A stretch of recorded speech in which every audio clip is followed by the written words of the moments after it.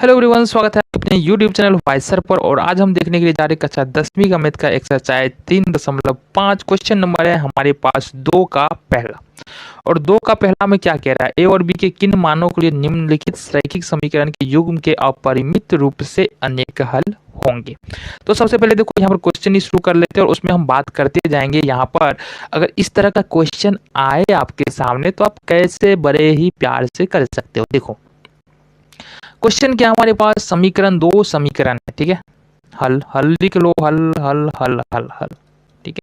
2 समीकरण है हमारे पास। पहला समीकरण जो है वो है 2x प्लस में 3y और यहाँ से 7, ये हो गया हमारे पास। और इसको जो है थोड़ा सा मॉडिफाई करके क्या लिख सकते हैं बताओ जरा।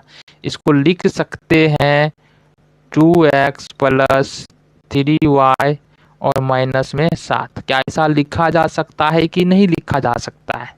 बिल्कुल लिखा जा सकता है। ये समीकरण नंबर कितना, 1, पता है? बहुत बढ़िया। अब देख लो दूसरा समीकरण क्या दिया है अपने पास। दूसरा समीकरण दिया है बच्चा लोग सब a माइनस बी और ये है x plus a plus B और ये है हमारे पास y और बराबर में दे दिया है बचवा 3a प्लस बी माइनस में 2, ये दिया हुआ है। क्या इसमें मॉडिफिकेशन की जरूरत है? बिल्कुल है। यहाँ भी थोड़ा सा मॉडिफाई कर लेते हैं, है ना, थोड़ा सा बदलाव। a minus B X plus a plus B यहाँ से हो जाएगा y और माइनस का हो जाएगा, देख लो ये हो जाएगा 3a, अच्छे से लिखा जाओ 3a प्लस बी और माइनस में 2, ये हो जाएगा समीकरण नंबर। अच्छा बराबर में तो 0 भी तो डालना है, बराबर में 0 नहीं डालेंगे तो फिर दिक्कत, समीकरण तो होगा ही नहीं ना फिर। चलो तो समीकरण 1 और 2 हो गया। अब क्या कह रहा है कि इस समीकरण के ए और बी के किस मान के लिए समीकरण के अपरिमित रूप से अनेक हल होने वाले हैं। तो सबसे पहले देख लो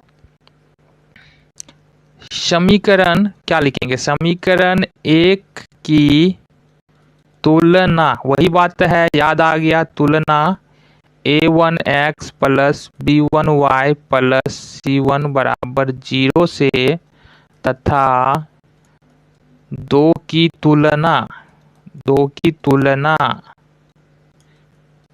अब तो याद हो गया a2x plus b2y plus c2 बराबर 0 से करने पर कर लो तुलना।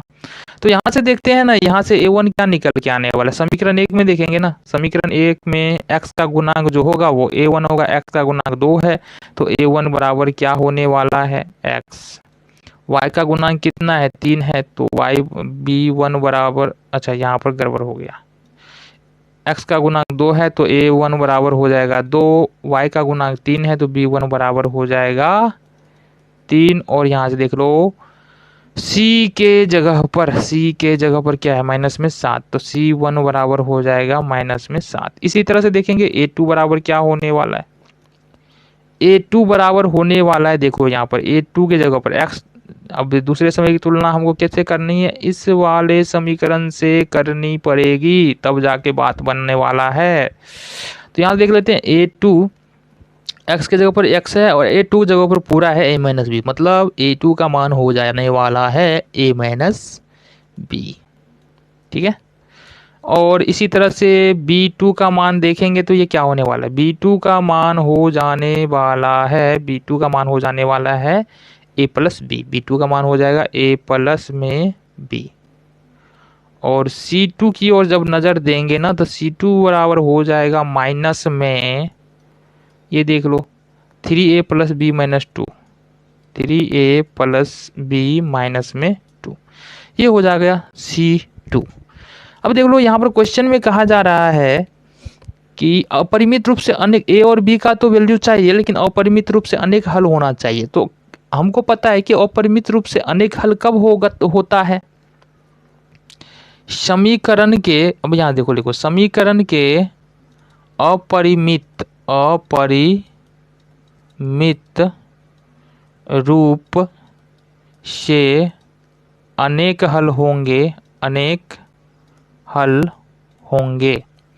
अपरिमित रूप से अनेक हल होंगे, लेकिन कब होंगे? जब A1 बट्टे A2 बराबर हो जाए B1 बट्टे B2 के, बराबर हो जाए C1 बट्टे C2 के, तब होते हैं ना अपरिमित रूप से अनेक हल। थोड़ा सा इधर कैलकुलेशन करते हैं, फिर तो सेकेंड पेज पे लग रहा है जाना पड़ेगा इस वाले क्वेश्चन में।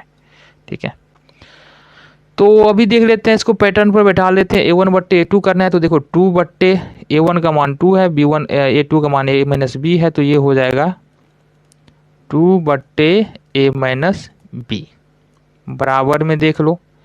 इसी तरह से देख लेते हैं, यहाँ से B1 का मान 3 है तो 3 रखो ऊपर में, वही हाँ 3 रखो, और B2 का मान देख लो यहाँ पर क्या है, A प्लस B, ये हो जाएगा A प्लस B, बराबर C1 का मान क्या है, माइनस में 7 है, C1 का है माइनस में 7, और C2 का मान तो यहाँ पर दिया हुआ माइनस में 3A plus B minus 2, 3A plus B minus में 2, ये है C2 का मान। अच्छा, अब इसके बाद क्या करना है? यहाँ तक तो चलो बेहद आसान है। हमने A1 A2 B1 B2 C1 C2 निकाला, और समीकरण का अपरिमित रूप से अनेक हल होता है उस पैटर्न को हमने लिखा यहाँ पर, जो हमारे लिए शर्त होता है ना अनंत हल होने के लिए, उस शर्त को लिखा, उस शर्त के अनुसार A1 A2 B1 B2 और C1 C2 हमने रख दिया। अब इससे आगे क्या, इससे आगे क्या कर सकते हैं? देखो, इससे आगे बनेगा 2 इक्वेशंस बनेंगे। हमको क्या करना है, एक बार जो है, एक बार इस दोनों को साथ लेके चलना है, इस दोनों को, ठीक है, और एक बार आप पकड़ सकते हो, आप इस दोनों को, इस दोनों को साथ लेके चलना है। ठीक है, अब जब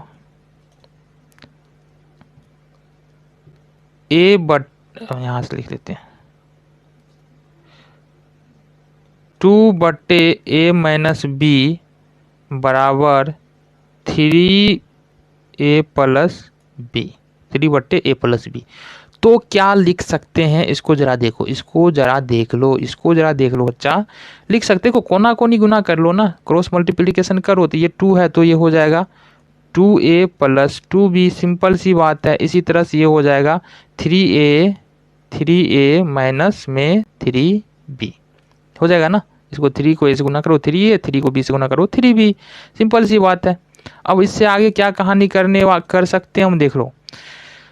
अब इसको भी इस तरफ लेके आओ और इसको भी इस तरफ लेके आओ, दोनों को, तो क्या हो जाने वाला है? 3A में से अगर 2A घटाएंगे तो क्या हो जाएगा? 3A में से अगर 2A घटाते हैं तो ये हो जाएगा A, और इसी तरह से 3B में से अगर 2B घटाते हैं, इसको इधर ले जाएंगे तो ये माइनस में हो जाएगा, ये पहले से माइनस में है, तो माइनस 3B है और फिर ये माइनस 2B हो जाएगा, ये हो जाएगा माइनस में 5B, और इस साइड क्या बच जाएगा? कुछ नहीं, बिल्कुल 0। इसको मान लो समीकरण आप थर्ड मान लो, समीकरण थर्ड मान लो।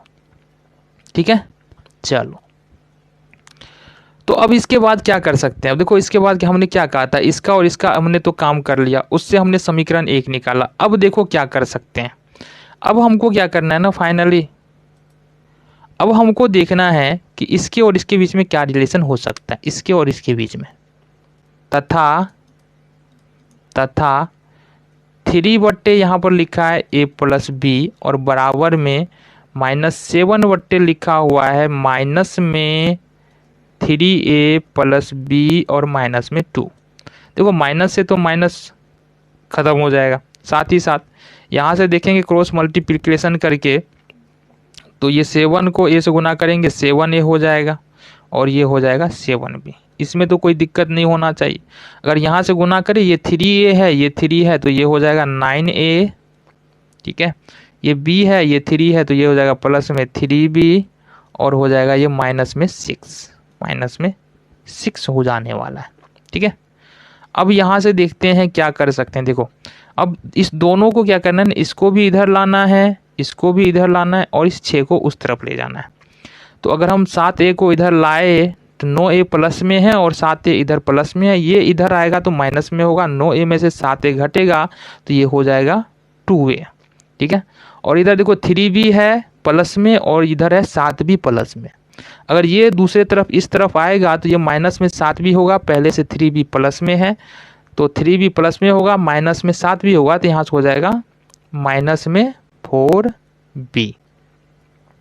इसके बाद बराबर का चिन्ह ले लो और इसको अगर इस तरफ ले जाते हैं तो माइनस में 6 है, इस तरफ आने के बाद यानी कि इसको अगर इस तरफ लेके आएंगे तो इस तरफ आने के बाद ये हो जाएगा प्लस में 6। और भी कुछ कर सकते हैं जी, बिल्कुल कर सकते हैं, 2 कॉमन ले सकते हैं, यहाँ से 2 कॉमन ले लेंगे तो ये होगा a माइनस 2b बराबर में यहाँ से कोष्ट ले लो 6। अब ये देखो 2 तिहाई 6, तो ये फाइनली हमारे पास आ जाता है a माइनस 2b बराबर 3। ये समीकरण नंबर 2 यहाँ पर आ जाता है। अच्छा अभी अब यहाँ से देख लेते हैं समीकरण 1 और 2 से। समीकरण नॉट 2, ये 2 नहीं होगा, ये हो जाएगा यहाँ से 4। तो समीकरण 3 और 4 से, तो समीकरण 3 क्या था देख लेते हैं यहाँ से। समीकरण 3 है a माइनस 5b बराबर 0। ये हमारे पास a माइनस 5b बराबर में 0। और समीकरण नंबर 4 जो है वो है a माइनस 2b बराबर 3। इसको सॉल्व कर लेते हैं ना। अच्छा लुप्तीकरण विधि से हम यहाँ पर सॉल्व करने के लिए जा रहे हैं, लुप्तीकरण विधि लगाना है। तो यहाँ पर देखो गुना उना करने की कोई ज़रूरत नहीं है, गुणांक से गुना करने की ज़रूरत नहीं। क्यों ज़रूरत नहीं? क्योंकि देखो ये a और ये दोनों हमको समान मिल चुका है, ठीक है। तो लुप्त करने के लिए हमको गुणांक से गुना करने की जरूरत होती है, तो यहाँ समान है हम गुना नहीं करेंगे। लेकिन लेकिन लेकिन लेकिन यहाँ पर चिन्ह क्या है? समान है, तो इसको असमान बनाएंगे तो क्या करना होगा? घटाना होगा। घटाने पर ये हो जाएगा माइनस, ये होगा प्लस और ये हो जाएगा माइनस। ए में से घटाएंगे 0 हो जाएगा, 5 माइनस 5b में से 2b घटाएंगे तो माइनस में 3b और ये हो जाएगा माइनस में 3। माइनस से माइनस कैंसिल, b बराबर होने वाला है 3/3, ये हो जाएगा 1। अब ले लो b का मान किसी भी समीकरण में रखो, 3 या 4 में। समीकरण 3 में रखने पर, 3 में आप लिख लेना रखने पर, ठीक है। यहाँ से हो जाएगा हमारे पास a माइनस 5b बराबर 0 और b का मान हमने क्या निकाला है? यहाँ से 5 × 1 निकाला है। तो a बराबर देखो क्या हो जाएगा, ये 5 को 1 से गुना करेंगे -5 और -5 को अगर दूसरी तरफ ले जाएंगे उठा के इस तरफ तो ये हो जाने वाला है 5। तो इस तरह से हमारा जो है क्वेश्चन नंबर 2 का पहले क्वेश्चन का सॉल्यूशन निकल जाता है। देखते हैं दूसरे क्वेश्चन को। तो क्वेश्चन नंबर 2 का दूसरा भाग है क्वेश्चन का, और इसमें क्या क्या कि किस मान के लिए निम्नलिखित समीकरण का युग्म का कोई हल नहीं है। तो सबसे पहले देख लो, सबसे पहले तो हल देखते हैं कैसे कर सकते हैं। हल लिख लेते हैं। अब समीकरण हमारे पास क्या है? देखो समीकरण, एक समीकरण तो हमारे पास दिया है 3x + y बराबर में 1। थोड़ा सा इसको मॉडिफाई कर लेते हैं, ये हो जाएगा 3x + y और ये हो जाएगा -1 बराबर 0। ये होने वाला है हमारे पास समीकरण 1। बढ़िया है। चलो दूसरा समीकरण क्या दिया? दूसरा समीकरण दिया यहाँ से 2k - 1x + k - 1y और यहाँ से है बराबर में 2k + 1। यहाँ भी मॉडिफाई की ज़रूरत है, बिल्कुल है, लिख सकते हैं 2k - 1 ये हो जाएगा x + k - 1 ये हो जाएगा y और यहाँ से हमको कर लेना -2k + 1, ठीक है। ये होने वाला है बराबर में 0 और ये हो जाएगा समीकरण नंबर 2। तो इस तरह से हमने समीकरण 1 और समीकरण 2 को लिख लिया है। अब क्या कह रहा है? समीकरण का हमको k का वैल्यू ज्ञात करना है जिससे कि समीकरण का कोई भी हल नहीं होना चाहिए, ठीक है। तो यहाँ पर सबसे पहले इस तरह के क्वेश्चन को सॉल्व करने के लिए इतना करने के बाद ना, पहले तो अभी जितना हम किए उतना करने के बाद अब क्या करना है ना, हमको फिर से वही काम करना है जो पहले करते हैं, ठीक है। समीकरण देख लो, अब ज़रा जल्दी लिखते हैं। एक की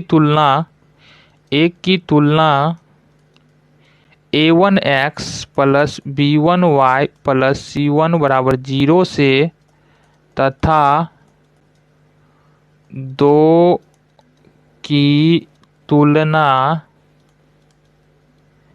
a2x plus b2y plus c2 बराबर 0 से करने पर, ये हमको लिख लेना है क्योंकि बाय मेथड हम कर रहे हैं ना क्वेश्चन, तो ये लिखना है। और समझने के लिए समझ सकते हैं, जो x का गुणांक होता है पहले समीकरण में वो a1, जो y का गुणांक होता है पहले समीकरण में वो b1, और जो अचर पद होता है पहले समीकरण में वो c1 होता है, ठीक है ना। इसी तरह से जो दूसरे समीकरण में x का गुणांक होगा a2, जो y का गुणांक होगा दूसरे समीकरण में b2, और जो अचर पद होगा दूसरे समीकरण में c2 होगा, ठीक है। तो यहां से देख लेते हैं a1 बराबर क्या निकल के आएगा। देखो a1 बराबर क्या निकल के आ रहा है, 3 निकल के तो आ रहा है 3, और b1 क्या निकल के आ रहा है, b1 निकल के आ रहा है यहाँ देखो कुछ नहीं 1, और c1 निकल के आ रहा है हमारा माइनस में 1। इसी तरह से देखेंगे a2 निकल के आ रहा है, a2 निकल के आ रहा है, देखो a2 क्या निकल, x का गुणांक क्या है 2k माइनस 1, तो ये निकल के आएगा 2k माइनस में 1। और देखेंगे b2 क्या निकल के आ रहा है, देखो दूसरे समीकरण में y का गुणांक क्या है k माइनस 1, तो ये निकल के आएगा k माइनस 1, ठीक है। और इसी तरह से c2 निकल के क्या आने वाला है, c2 निकल के आ रहा है यहाँ पर माइनस में 2k प्लस में 1, ठीक है। अब देख लो इससे आगे हमने क्या कहा, क्वेश्चन में क्या कहा जा रहा है, निम्नलिखित रैखिक समीकरणों के युग्म का कोई हल नहीं है कि किस प्रकार, अगर क्या k का कौन सा मान होगा जिसके लिए समीकरण का कोई हल नहीं होना चाहिए। तो हमको पता है, हम जानते हैं कि समीकरण युग्म का कोई हल नहीं होगा, कोई हल नहीं होगा जब a1 बट्टे a2 बराबर b1 बट्टे b2 हो जाए और बराबर नहीं हो c1 बट्टे c2 के, तब कोई हल नहीं होगा, जाहिर सी बात है। अब इसको अगर हम इस पैटर्न पे बैठा ले a1 a2 b1 b2 और c1 c2 का मान रखे, तो क्या आने वाला है, a1 का मान है 3 और a2 का मान है 2k माइनस 1 बराबर b1 का मान है 1 और b2 का मान क्या है 2k माइनस, b2 का मान क्या है यहाँ पर k माइनस 1 और बराबर नहीं, c1 का मान क्या है माइनस में 1 और c2 का मान क्या है, c2 का माइनस में 2k और प्लस में 1। हमको इस पोर्शन को सॉल्व करना है, बस इस पोर्शन को सॉल्व करना है, k का वैल्यू तो पता करना है, इस पोर्शन को सॉल्व करना है ना। तो देख लो क्या होने वाला है, अगर यहाँ से क्रॉस मल्टीप्लिकेशन करें तो क्या होने वाला है जरा बताना। ये हो जाएगा 3k माइनस 3, ये हो जाएगा हमारे पास 3k माइनस 3 और ये होने वाला है 2k माइनस 1, क्योंकि 1 है ना, इधर 1 है ना, 1 से 2k को गुना करेंगे 2k और 1 को माइनस 1 से गुना करेंगे माइनस 1, तो ये होने वाला है 2k माइनस 1। तो ये हो जाएगा फाइनली, यदि 2k को इस तरफ लाएंगे तो ये हो जाए 3k है, इधर आके माइनस में होगा, 3k में से 2k घटेगा तो ये हो जाएगा k फाइनल है, और इधर माइनस में 1 है, अगर 3 को उठा के इधर लाए ना तो ये माइनस में 3 है, इधर जाएगा प्लस में आ जाएगा, तो -1 और +3 कितना हो जाएगा 4, बिल्कुल नहीं, बिल्कुल गलत जवाब, ये हो जाने वाला है 2। तो यहाँ से हमारा k का वैल्यू निकल चुका है। तो k बराबर जब 2 होगा तो समीकरण, इस दो समीकरण हमारे पास यहाँ पर दिया हुआ है, जब k बराबर 2 रख देंगे ना तो इस समीकरण का कोई भी हल हमको प्राप्त नहीं होगा। तो इस तरह से हम यहाँ पर क्वेश्चन नंबर 2 का पार्ट 1 और 2 कर चुके हैं कंप्लीट। मिलते हैं आपसे अगले वीडियो में अगले क्वेश्चन के साथ।